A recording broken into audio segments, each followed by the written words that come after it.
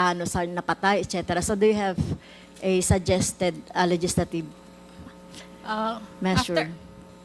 After coming from training 30 years ago, it was in a medical examiner's office. And that's what I learned. The realization that the Philippines does not have a death investigation system.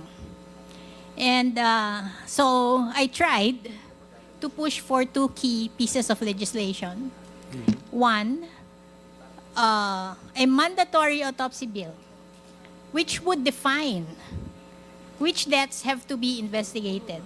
It's still alive. It keeps being refiled in the two houses, Senate and the lower house.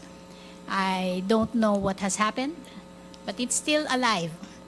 And the next question is, who would do it? So standards and how. And the Philippines at present does not have that fixed. Like for instance, everybody depends on funeral parlors. And funeral parlors are meant to embalm, to chemically preserve, not to examine bodies or preserve them as evidence, because bodies are physical evidence. Another key piece of legislation I tried to work on with UP was University of the Philippines Forensic Science Institute. Again, this was decades ago. It never took off. However, there are initiatives in UP supported by the National Administration. Executive Secretary Bersamin is very much in on this. We're trying to push for a forensic medicine training course in the University of the Philippines.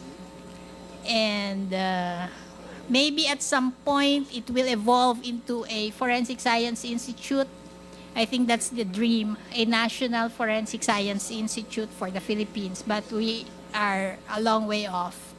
Yes, this representation filed a bill on mandatory autopsy on all deaths, which I sponsored since the last Congress. I also filed a bill on the maintaining a database of all DNAs. It was a bill that was forwarded to me and asked me to sponsor such bill. Until now, we haven't really discussed the details of the proposed legislation. But we will certainly insist in writing our committee report for this quad committee. We will include those proposed legislation. So I register for the second round po, Mr. Yes, Chair. okay. Thank you. Salamat po, Congresswoman Castro. The next to interpolate is